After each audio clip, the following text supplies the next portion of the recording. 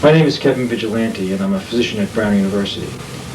Because I'm a physician, I was recently able to enter the Sudan. And while there, I secretly conducted a human rights investigation. No human rights group has been able to enter the Sudan for at least a year and a half. I was there in late January and early February. It is unlawful to take pictures in the Sudan, but I was able to sneak a very small video camera into the country. And with the camera carefully hidden, I took about 8 hours of footage documenting serious human rights abuses, like the enslavement of black children and the placement of black children in camps where they are stripped of their identity and trained for battle. I smuggled the footage out of the country through diplomatic channels, knowing I would be strip searched upon departure. I will describe each segment as it is presented. Because some of the testimony is difficult to understand, it would be useful to have subtitles. Some of the faces must be distorted to protect the identity and the safety of our sources. Some black Sudanese children are kidnapped and sent to military camps. Others are used as slaves and servants. This girl, who was captured and used as a slave, shows where they tried to brand her with the number 8. The wound became infected and left a disfiguring scar. Her master was Sadiq? Yeah. Was he did he put any marks or numbers on her?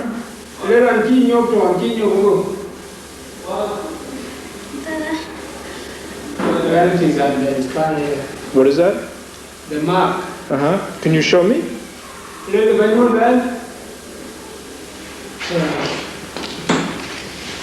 Anyway, she developed into a big wound. Yeah. This boy was also kept as a slave. Here he is showing what they did to black children who tried to escape from their Arab masters. They cut their Achilles tendon so they could not run away. This child was kidnapped by soldiers and brought to a military camp for training. He states that he was on a list to be sent to fight, but an officer intervened on his behalf, saying he was too young. He then escaped. Were you in the army? Yeah? Yes? His battalion number was 226. His battalion number was 226. This segment was filmed in the basement of a church, where we arranged a secret meeting with dissidents. They introduced members of a family who had converted to Christianity, a crime punishable by death. Here they described the recent persecution of an elder in their community. The judge said on Saturday, the day of investigation, is Father Abdullah, if you didn't convert back to Islam, we will crucify you also. So they threatened him with crucifixion? Yeah. They threatened him? Yes. Tried. The judge ordered to flog any of them 80 times. So for no reason. So the judge ordered to flog them? Yes, flog them. And he ordered the one who have been to beat them very hard. Yes, without mercy for them. To beat them. So he started 80 beats each. 80 beats. 80, each of them, yes. 80 lashes? Yes. Yeah, each. Each. Each. And how many people were we talking about here? Four. Four people. The father and 3 others. Yes. And how old was the father? Yes, 72. Yes. So they were going to flog a 72-year-old man? Yes. This Muslim woman, who did not want to show her face on camera, is a former journalist expelled from the country. She spoke in great detail about slavery and showed us the location of high-security children's camps.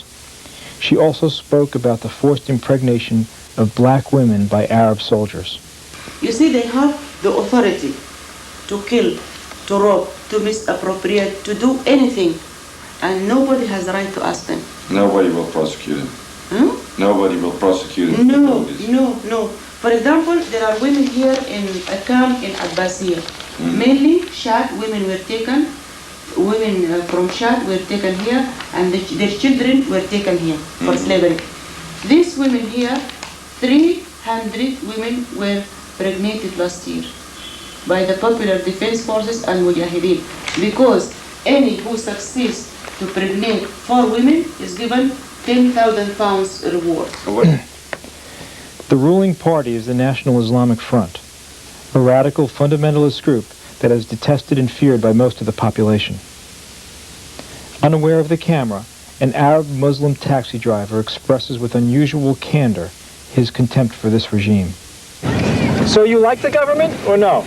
This government? Yeah. I don't like it. Why? Everything. Everybody don't like it. Everybody doesn't like it. Yeah. Why? He's not help the people. Doesn't help the people? If you're not was him, Yeah. like tribe Islamic, Yeah. we not do nothing for you. Uh-huh. We can do nothing for you. But you're Islamic. But you're Islamic. Islamic, but it's not Islamic. We have a first class and second class. Ah, first. I see.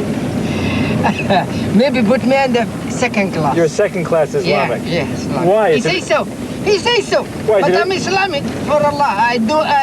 I do pray and do anything. Say la ilaha illallah Muhammad Rasul. Okay. He's Islamic. But he say Islamic number 1, number 2. Uh-huh. Yeah. Is it a different Islam? You practice a different way? In myself, I don't think so. I have a difference. But the Islamic, he say difference. I see. And how about If you to talk to Turabi, we'll let you know about that. Yeah. I don't know why. He goes on to demonstrate how young children are abducted from buses and pressed into military service. They take them right off the bus? They take them right off the bus? Yeah. All like this bus now? Yeah. Any secret police will stop it. Make inspection, small boys. Say maybe he going out from home to look at for job or he going some place. Police could him and take him for army. He's not come back home again. But the security is everywhere, right? Yeah, everywhere.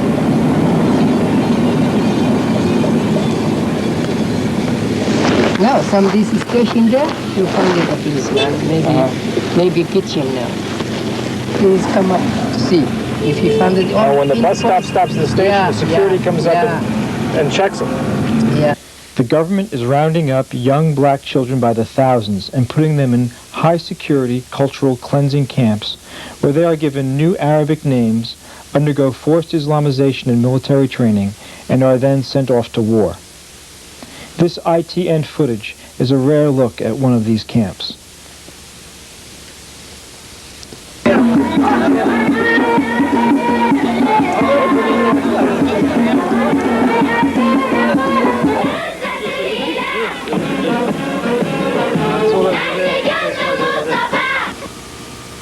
I was determined to visit one of these children's camps myself.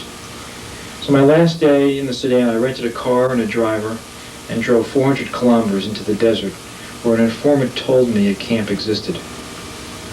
Almost by sheer luck, we succeeded in finding the camp. There we were met by 2 army guards. I succeeded in gaining their confidence, and they told me that 228 boys ages 11 to 15 had been there but were taken away on September 9th. They did not know if they were sent off to battle in the Civil War.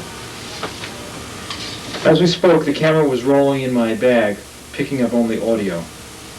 I asked them if I could take their pictures. Because the video camera looked like a conventional camera, I pretended to be taking still photos, but got images of this vacant children's camp in the background. The Sudanese government is one of the most repressive regimes in the world.